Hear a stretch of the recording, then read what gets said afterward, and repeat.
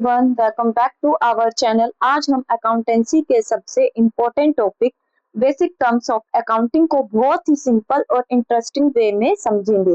अगर आप in terms को अच्छी तरह समझेंगे तो अकाउंटेंसी काफी इजी लगने लगेगी। सबसे पहले इमेजिन कीजिए कि आपने एक स्टेशनरी शॉप खोली है। अब इस शॉप को चलाने के लिए पैसा, सामान और कस्टमर्स की जरूरत होगी। अकाउंटिंग हमें इन सब चीजों का रिकॉर्ड रखना सिखाती है। Start basic terms of accounting. First is assets. What is assets? Assets क्या होती हैं? बिजनेस की वो सबसे वैल्यूएबल चीजें हैं जो फ्यूचर में बेनिफिट देती हैं, वो क्या कहलाती हैं? Assets. For example cash, furniture, computer, building, machinery etcetera. इसे लैंग्वेज में बिजनेस की क्या कहते हैं? प्रॉपर्टी। जितने ज्यादा यूजफुल एसेट्स होंगे बिजनेस उतना ही स्ट्रॉन्ग होगा। Next term is liability. Business को जो पैसा किसी और को देना होता है उसे क्या कहते हैं? लायबिलिटी। फॉर एग्जाम्पल अगर बिजनेस ने बैंक से लोन लिया है या सप्लायर से उधार माल खरीदा है तो वो क्या होगी? लायबिलिटी। जस्ट सिंपल ट्रिक है। एसेट्स किसके इक्वल होगी? एसेट्स क्या होंगी? जो बिजनेस के पास है, और लायबिलिटी क्या होगी? जो बिजनेस को देना है। कैपिटल। जब ओनर अपने बिजनेस को स्टार्ट करने के लिए पैसा या कोई एसेट लगाता है उसे क्या कहते हैं? कैपिटल। फॉर एग्जाम्पल अगर राहुल अपनी शॉप स्टार्ट करने के लिए 1 लाख रुपीज इन्वेस्ट करता है तो ये उसकी क्या होगी? कैपिटल। कैपिटल बिजनेस की लाइफ लाइन होती है। कैपिटल के बिना बिजनेस स्टार्ट ही नहीं हो सकता। And fourth term is drawing. क्या होती है? जब ओनर बिजनेस से अपने पर्सनल यूज के लिए कैश या गुड्स निकालता है उसे क्या कहते हैं? ड्राइंग्स। फॉर एग्जाम्पल ओनर ने बिजनेस से 5,000 रुपीज अपने पर्सनल एक्सपेंसेस के लिए निकाल लिए। ये बिजनेस का एक्सपेंस नहीं होता बल्कि ये क्या कहलाती है? Drawing. Next term is revenue. अब रिवेन्यू क्या होता है? बिजनेस की नॉर्मल एक्टिविटीज से जो इनकम अर्न होती है उसे हम क्या बोलते हैं? रिवेन्यू। फॉर एग्जाम्पल शॉप में नोटबुक्स और पेन्स बेचकर जो इनकम होती है वो हमारी क्या कहलाती है? रिवेन्यू। रिवेन्यू बिजनेस की अर्निंग को शो करता है। And next term is expensive. Business को चलाने के लिए जो खर्च किए जाते हैं उसे उन्हें क्या कहते हैं? हम expenses. For example rent, electricity bill, salary, advertisement, internet charges, ये सब क्या होते हैं? हमारी एक्सपेंसेस। ये सब एक्सपेंसेस बिजनेस की डेली ऑपरेशंस के लिए जरूरी होते हैं। Next term is profit. जब रिवेन्यू एक्सपेंसेस से क्या हो जाते हैं? ज्यादा हो जाते हैं तो उन्हें हम क्या कहते हैं? प्रॉफिट। फॉर एग्जाम्पल रिवेन्यू है आपके 50,000 के, एक्सपेंसेस है आपके 35,000 के। अब रिवेन्यू ज्यादा हुआ तो हमारा क्या हुआ? प्रॉफिट। कितने का प्रॉफिट हुआ? हमें 15,000 रुपीज का। इस सिचुएशन में बिजनेस क्या कितनी होती है? फायदे में। Term is loss. जब एक्सपेंसेस रिवेन्यू से ज्यादा हो जाए तो क्या होता है? लॉस होता है। फॉर एग्जाम्पल रिवेन्यू है आपके 20,000 रुपीज के और एक्सपेंसेस आपके 30,000 रुपीज के, तो क्या ज्यादा हुए? एक्सपेंसेस ज्यादा हुए। तो कितने का लॉस हुआ? 10,000 रुपीज का। इस सिचुएशन में बिजनेस को क्या होता है?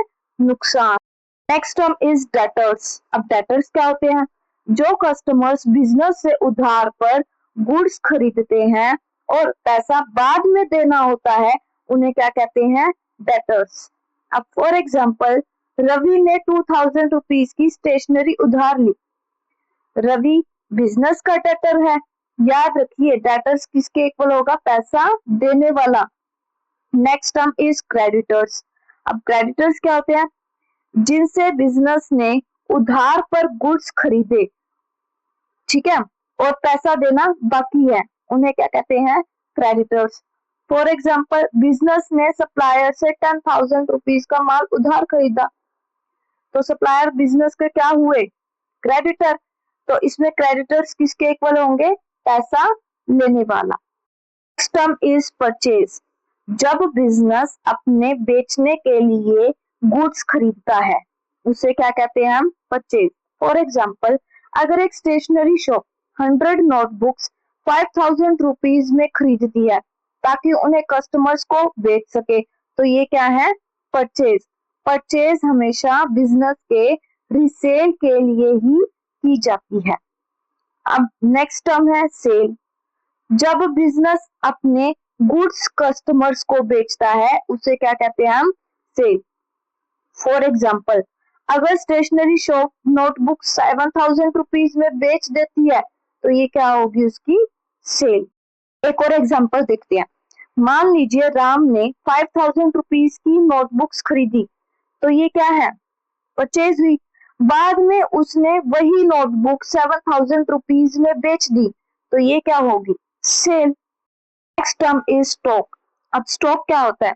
स्टॉक से मतलब उन गुड से है जो एक स्पेसिफिक डेट पर बिजनेस के पास बचे होते हैं और अभी तक बेचे नहीं गए होते, उनको हम क्या बोलते हैं? स्टॉक। फॉर एग्जाम्पल, अगर एक स्टेशनरी शॉप ने 100 नोटबुक्स खरीदी और 80 नोटबुक्स बेच दी और बची कितनी? 20 नोटबुक्स जो बची हुई है, यानी कि 20 नोटबुक्स वो क्या कहलाएंगी? स्टॉक। ठीक है। स्टॉक भी टू टाइप्स के होते हैं, opening stock and closing stock. अब ओपनिंग स्टॉक क्या होगी? जो स्टॉक अकाउंटिंग ईयर के शुरू में अवेलेबल होता है वो हमारे पास कौन सा होता है? Opening stock. और जो स्टॉक अकाउंटिंग ईयर के एंड में बचा होता है। Next term is business transaction. अब बिजनेस ट्रांजैक्शन क्या होती है? बिजनेस में होने वाली हर फाइनेंशियल एक्टिविटी को क्या कहते हैं? Business transaction. For example, shop के लिए फर्नीचर खरीदना, माल बेचना, सैलरी देना, ये सब क्या है? हमारी बिजनेस ट्रांजैक्शन। यानी जहां पैसों का लेना देना हो या पैसों में मेजर किया जा सके, वो हमारा क्या कहलाता है? Business transaction. Next term is voucher. अब वाउचर क्या होते हैं? वाउचर एक रिटर्न डॉक्यूमेंट या प्रूफ होता है जो किसी फाइनेंशियल ट्रांजैक्शन को सपोर्ट करता है। For example, cash memo, bill, receipt, invoice. अगर आपने शॉप के लिए फर्नीचर खरीदा और उसका बिल मिला तो वो बिल एक क्या है? हमारा वाउचर। Term is discount. अब डिस्काउंट क्या होता है? जब सेलर कस्टमर को गुड्स या सर्विसेज की प्राइस में कुछ छूट देता है उसे हम क्या कहते हैं? डिस्काउंट। फॉर एग्जाम्पल, एक बैग है, ठीक है, उसका प्राइस 1000 रुपीज है और शॉपकीपर ने उसके ऊपर क्या दे दिया? 100 रुपए की छूट दे दी, तो वो कस्टमर के लिए 900 रुपीज का बैग मिला, तो वो उसके लिए क्या होगा? डिस्काउंट। डिस्काउंट भी टू टाइप्स के होते हैं, trade discount, cash discount. Trade discount क्या होते हैं?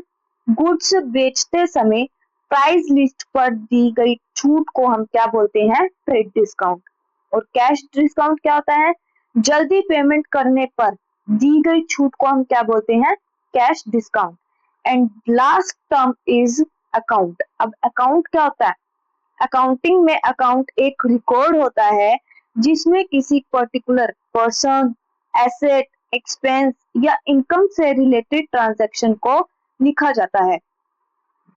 For example, cash account, furniture account, salary account, Ram account, ये क्या किसके एग्जाम्पल हुए? अकाउंट्स के। अगर बिजनेस में कैश रिसीव और पे किया जाता है तो उसका रिकॉर्ड किस में रखा जाता है? कैश अकाउंट में। सिंपल वर्ड्स में किसी एक आइटम या पर्सन के ट्रांजैक्शन का कंप्लीट रिकॉर्ड वो क्या कहलाता है? अकाउंट। अगर वीडियो हेल्पफुल लगी हो तो प्लीज चैनल को लाइक, शेयर और सब्सक्राइब करना ना भूले। Thank you.